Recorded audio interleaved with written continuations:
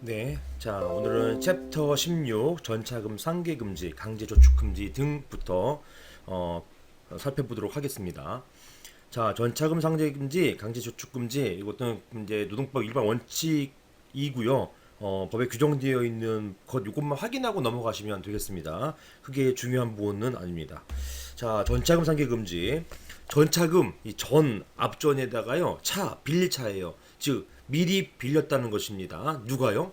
근로자가 미리 뭘 빌렸어요? 어떤 돈을 빌렸어요. 또 돈이 필요합니다. 이렇게 얘기하니까 돈을 빌려줬어요. 이 근로자에게. 그런 다음에 열심히 근로자가 한 달 동안 일했겠죠. 그런 상태에서 자 이제 임금 지급을 해야 될 거 아닙니까? 임금 지급을 하니까 임금 지급을 이제 해야 되니까 사용자가 그때 사용자 이런 얘기 하는 거예요.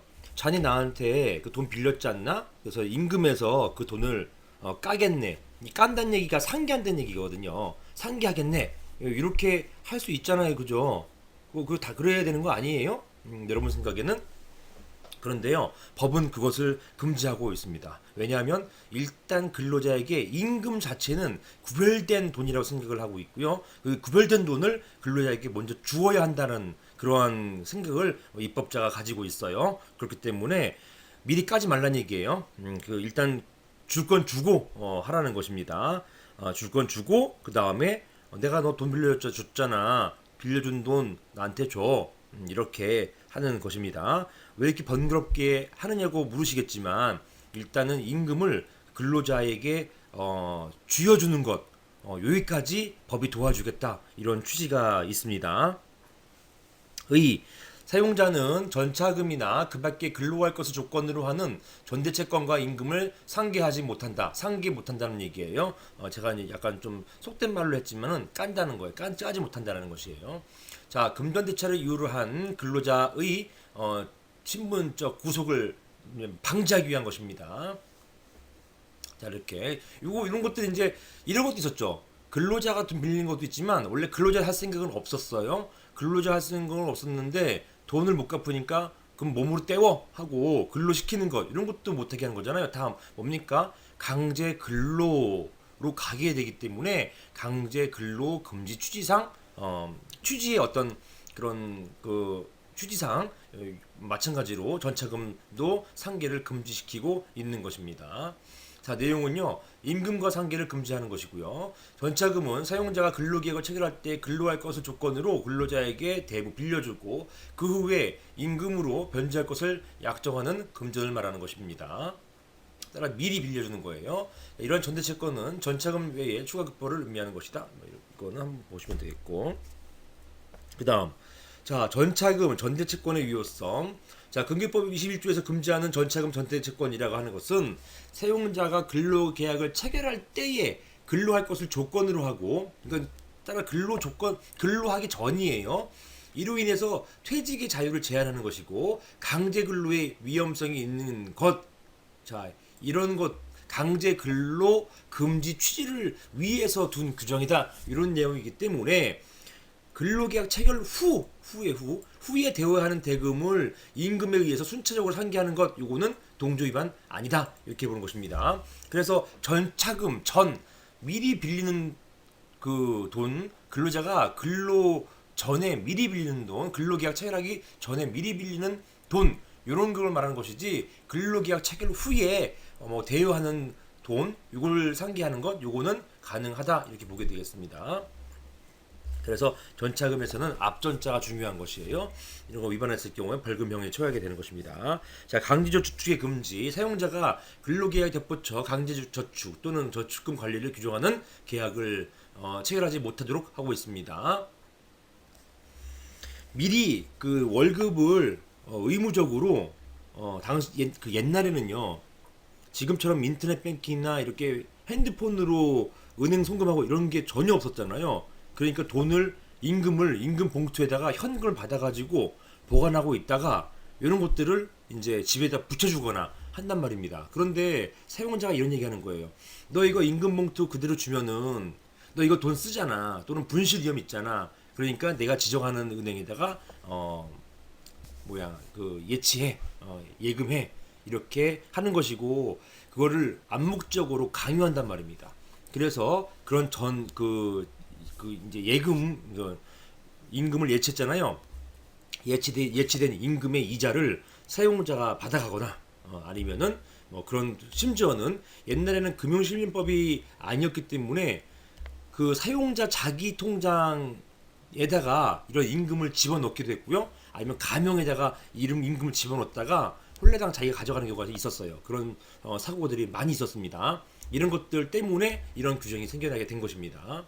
강제로 저축하지 못하도록 이제 규정해 놓고 있습니다. 그러니까 어떤 분들께서는 이거 너무 옛날 얘기 아니에요? 이렇게 하면 이런 규정은 이제 더 이상 실효성이 없는 거죠? 이렇게 얘기하시는 분이 계세요. 그런데요, 실무상 이게 지금도 종종 발생합니다. 언제냐면 제가 일전에도 말씀드렸지만은 외국인 근로자에게 너 어차피 포티아피트 너 이거 줘봤자 너 이거 보관하고 있기 힘드니까 내가 그 지정하는 은행에다가 저축해, 아니면 나한테 맡겨, 이렇게 하는 거, 이런 것들 하는 경우가 종종 있다란 말입니다. 이거 금지시키고 있어요. 그래서 아직도 여전히 금기법 제22조 1항은 유효하다, 이렇게 되겠습니다. 자, 내용은 강제저축 금지하는 것이다 라는 것이고요. 위반했을 경우에 마찬가지로 이제 형벌에 처하게 되는 것입니다. 자, 그리고 그다음에 세 번째, 근로자와 사용자의 근로계약상의 의무. 자, 보시면은, 자, 근로자의 의무, 여기 보시면 위반의 효과에서 규정 위반 시 2년 이하의 징역 또는 2천만 원 이하네요. 지금 바뀌었습니다. 이게 맞춰졌어요. 그러니까 이거 못하네요. 1천만 원이 아니라 2천만 원 이하의 벌금에 처한다, 이렇게 수정해 주시면 되겠습니다. 뭐 이게 시험에 나오지는 않습니다. 다음으로 근로자와 사용자의 근로계약상의 의무, 근로자의 의무. 자, 근로계약을 체결하잖아요. 그럼 근로계약이기 때문에 채권과 채무가 발생한단 말입니다. 자, 채권은 근로자의 권리, 채무는 근로자의 의무. 반대로는요, 근로자의 사용자의 권리, 사용자의 의무, 이런 것들이 이제 생겨나게 되는 것입니다. 자, 근로자의 의무는 첫 번째로 근로 제공 의무가 있죠. 그 다음에 성실 의무가 있어서 매일매일 동일한 시간에 출근해야 되고 동일한 시간에 퇴근해야 되고, 이런 이제 성실하게 근무에 임할 그런 의무가 있는 것이고요. 그 다음에 비밀 유지 의무, 그 사업장 내에서 알게 됐던 그런 어떤 영업 비밀, 이런 것들에 대한 비밀 유지 의무가 있는 것입니다. 그리고 경업 금지 의무라는 것이 있어요. 이게 이제 별도로 이제 여러분 공부하게 되는 그 의무가 되겠습니다. 경업 금지 의무라는 것은 근로자가 이제 그 사업장에서 어떤 경영 노하우를 이제 얻어가지고 자기가 이제 별도로 사업장을 차리는 거예요. 그게 바로 경업입니다. 이런 경업을 금지하고 있고요. 이런 경업 금지 의무가 상법에는 규정되어 있어요. 그런데 노동법에는 관련된 규정이 없습니다. 그럼에도 불구하고 인정할 것인지 여부, 이것이 문제되는 것입니다. 그 다음에 자기 의무라는 것이 있는데, 자, 근로계약상 의무를 지닌 작업이 아니더라도 긴급을 요하거나 보안상 필요한 작업에 대해서는 신칙상 이에 적극적으로 임해야 할 그러한 의무를 말하는 것입니다.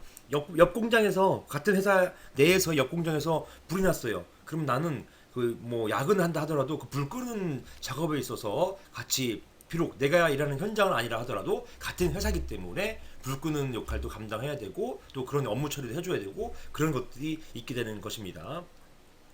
명백하게는 그 옆 공장에 일어난 일에 대해서 네가 근로계약 체결한 것은 아니잖아요. 어떤 일할 의무는 없지만 이게 신의칙상 이런 의무가 인정된다라는 것이고요. 이런 건 근로자의 의무를 위반했을 경우에 당연히 채무불이행 책임을 지게 되는 것입니다. 다만 이러한 채무불이행 책임이 있다 하더라도 이게 손해배상 청구로 될지언정 억지로 강제이행은 불가능하다. 왜요? 강제근로금지 규정이 있기 때문에 그렇게 되는 것입니다. 자, 그 다음에 사용자의 의무, 이게 바로 역으로 얘기하면 근로자의 권리가 되겠죠. 사용자는 기본적으로 임금을 지급해야 된다. 그냥 가장 중요하죠. 기본이고 중요한 부분이다. 그 다음에 배려 의무라는 게 있다. 뭐면 안전 배려 의무, 보관 의무. 즉, 근무하다가 근로자가 쓰러졌어요. 머리가 아파가지고 쓰러졌어요. 이러면은요, 거기에 대해서 근로자를 바로 병원으로 후송해서 치료해줄 의무, 어떤 그 사용자로서의 의무가 있는 것이고, 그 다음에 또 사업장에서요, 근로자들이 어떤 상해를 입지 않도록 안전교육도 시키고, 그 다음에 위험한 물건이 거치되지 않도록 관리 감독할 의무가 사용자에게 있어요. 이걸 오로지 근로자에게만 지울 수가 없습니다. 의무 지울 수만 없어요. 따라서 이런 것들, 어떤 근로자의 안전에 있어서 안전에 침해가 가지 않도록 배려해 주어야 할 의무, 이런 것들을 안전 배려 의무라 하는 것입니다. 이런 것들은요, 민법에서도 발견은 됩니다. 자, 계속적 채권 관계에 있어서 발생하는 신의칙상 의무를 말하는 것입니다. 안전배려 의무, 이런 것이 있습니다. 그래서요, 안전배려 의무가 이게 학설상으로는 상당히 오래됐어요. 한 100년 넘는 학설인데요. 어디서 나왔냐 하면은 그냥 시장에서 시장 문턱 그 뭐 사고 문턱 가다가 넘어졌을 때, 최근에 와서는 이런 것이죠. 보통 이마트나 대형 마트에서 컨베이어 벨트 같은 그 이제 에스컬레이터 이런 거 타고 가다가 넘어졌잖아요. 넘어졌을 때, 자, 이거 넘어진 것은 근로자 잘못 아니냐라고 할 수 있지만, 이런 넘어질 만한 위험한 시설물 설치해서 제대로 관리하지 않았기 때문에 넘어진 거 아니냐, 이렇게 보기 때문에 이런 것들 안전배려 의무 위반으로 봐서, 비록 그 백화점 주인과 이용객하고는, 손님하고는 어떤 계약을 체결한 바는 없어요. 그럼에도 불구하고 이런 묵시적으로 안전 배려에 대한 계약을 체결했다라고 보고서요, 이렇게 근로자가 손해를 입었을 경우에는 안전 배려 의무 위반으로 손해배상 책임을 묻게 되는 것입니다. 자, 이런 것들, 이런 구성이 바로 안전 배려 의무입니다. 좀 오래된 학설이에요. 그 다음에 근로 수령 의무, 이거는, 자, 보세요. 돈 수령이 아니에요. 근로 수령 의무예요. 지금 뭡니까? 반대로 얘기하면, 근로자는 난 돈보다도 먼저 근로를 먼저 하고 싶다라는 것이에요. 즉, 근로의 권리가 인정되는 전제하에서 근로자가 근로를 하고 싶다라고 얘기하면 사용자는 근로를 하게 해 주어야 한다는 의무, 이것을 말하는 것입니다. 여러분, 이해가 잘 안 되시면 이게 실무에서 많이 된다고 돼요. 이걸 생각하시면 돼요. 자, 이게 부당해고를 다투고 있을 때요, 사용자는 이 사람 그 근로자에게 일단은 사업장 나오지 마, 이렇게 얘기하는 것이고요. 그리고 근로자는 나 가서 일하고 싶습니다.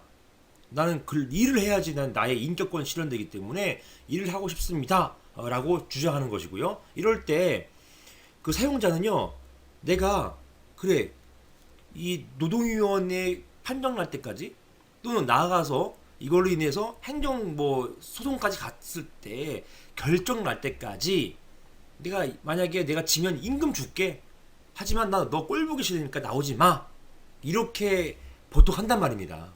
그럼에도 불구하고 여기 있는 것처럼 근로자에게 근로의 권리가 있기 때문에 무조건 근로자가 그 사회사에 들어가서 앉겠다라고 했을 때 근로를 제공해야 되는지 여부, 이런 근로 수령, 그것이 바로 근로 수령 의무가 되는 것입니다.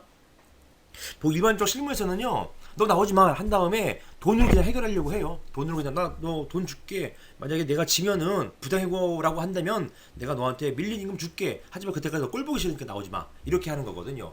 그럼에도 불구하고 이 근로 수령 의무의 의미는 뭐냐, 그때도 근로자가 난 가서 일하겠습니다, 이렇게 얘기했을 때 사용자는 이것을 받아 주어야 하는지 여부, 이런 것이 바로 근로 수령 의무와 관련된 내용이 되겠습니다. 자, 위반 시는 세무불이행 책임과 불법행위, 이것이 근로자를 아주 가해하기 위한 그런 것들, 고의과실로 근로자에게 손해를 끼치는 행위라고 인정될 때는 불법행위 책임도 인정이 되겠습니다. 자, 방금 전에 말씀드린 사용자의 근로 수령 의무라는 것 이루고 있습니다. 즉, 반대로 근로자가 취업을 청구할 수 있는 것인지, 이런 문제점. 근로자가 근로 제공하라고 했지만 사용자가 그 취로를 거부한 경우, 자, 근로를 하겠다는 거, 이거 취로라고 해요. 이 취로 거부한 경우에 채권자 지체에 대해서 근로자에게 임금 지급하는 것, 이 채권자 지체가 어려운 표현이고, 이게 김영배 선생님이 민법도 하시는 민법 학자이기도 하시기 때문에 이런 민법 용어를 많이 사용하세요. 이거 일단 무시하시면 됩니다. 취로 거부한 경우 임금 지급하여야 한다, 이거는 당연한 것인데, 문제는 임금뿐만 아니라 근로자에게 취업 청구권까지 인정할 것인가, 여기에 있습니다. 상식적으로는요, 임금 주면은 그 근로자는 딴 데 가서 쉬던가 딴 데 가서 일하시던가 이렇게 하실 수 있는 거잖아요. 그런데 굳이 그 사업장에 가가지고 일을 하려고 하신단 말입니다. 그 경우를 상정하는 것이에요. 자, 여기에 대해서 견해들이 부정설은 아니 임금으로 해결되는 거 아니냐라는 얘기예요. 근로지용의 실현은 근로계약이 고도의 인적관계라는 것 이런 점에 있어서 즉 일신 전속적이라는 점에 있어서 근로자에 대해서 근로지용 의무 실현을 강제할 수 없고 반대로 취업조건까지 인정할 수는 없다는 견해가 되겠습니다. 자, 이 잘 하셔야 돼요. 사용자는 근로자에게 근로제공 의무의 실현, 즉 강제로 근로시킬 수가 없다는 얘기예요. 강제 근로시킬 수가 없으니까 그걸 뒤집습니다. 반대로 근로자도 마찬가지라는 거예요. 근로자도 마찬가지로 강제로 나를 취업하게 해달라고 강제할 수 없다는 얘기입니다. 금기법이 강제근로금지 규정을 두고 있어서 사용자가 근로자에게 강제로 일을 시킬 수가 없는 것과 마찬가지로 그 반대로 근로자도 사용자에게 강제로 자기 일을 취업하는 것을 취업하게 해달라고 즉 취로 하게 해달라고 할 수 없다는 견해 이런 견해가 바로 부정설이 되겠습니다. 그러한 내용이 여기 녹아 있어요. 녹아 있기 때문에 잘 보셔야 되겠습니다. 제가 이제 이런 것들 교과서나 이런 수험서에 길게 나와 있는 것들을 일일이 다 설명해서 쓸 수가 없잖아요. 그래가지고 이걸 답안에 딱 적절하게 맞게끔 쓰다 보니까 이렇게 좀 줄어졌습니다. 자, 긍정선은요. 이거는 근로자는 이제 중요한 키워드가 인격권이에요. 즉 근로자는 그의 작업활동, 즉 노동을 통해서 인격 또는 인격권을 실현하는 것이기 때문에 따라서 이걸 쓰시는 겁니다. 인격 또는 인격권을 실현하는 것이기 때문에 취업청구권 인정한다라는 견해가 되겠습니다. 판례는요. 사용자는 근로자가 근로제공을 통하여서 참다운 인격 발전을 도모함으로써 자신의 인격을 실현시킬 수 있도록 배려해야 할 신입식상 의무를 부담한다. 이렇게 판시했어요. 즉 신입식상 그러니까 일할 수 있게끔 의무를 부담한다라고 해가지고 나중에 부당해고가 인정되어서 이제 복직을 이제 진호위에서 명했고 근로자도 복직을 신청했는데 그럼에도 불구하고 아예 폐업 시켜버리고 도망가는 사례 이런 사례가 있어요. 이 경우는 근로자의 이런 인격권 취로 청구권을 침해한 거다 이런 취지로 판시한 바가 있습니다. 따라서 취업청구권을 인정하는 취지로 판시한 바가 있습니다. 이렇게. 검토. 자, 취업청구권을 인정하지 않는다면 사용자는 법적으로 해고가 무효라고 하더라도 임금을 지급하는 한 당해 근로자의 근로를 거부할 수 있다. 따라서 근로자를 직장에서 배제하려는 목적을 달성하게 되는 것입니다. 이렇게 얘기는 좋죠. 근데 실무는 다 이렇게 해요. 이렇게 하고 근로자도 자기 막 불편해하면서까지 막 굳이 가가지고 막 하려고 하지 않습니다. 자, 이는 결과적으로 해고 제한 의미를 형용화시키는 것이 된다. 따라서 근로자의 인격 실현 요청은 헌법상으로 보호되어야 할 가치다. 이게 뭐예요? 인격권이 헌법상 보호되는 가치입니다. 보호되는 권리가 되겠습니다. 헌법 제10조 여기에 행복추구권 그 안에 인격권이 포함되어 있어요. 자, 이런 헌법상 권리이다. 따라서 취업청구권 적극적으로 인정하는 것이 타당하다고 할 것이다. 이렇게 보게 되겠습니다.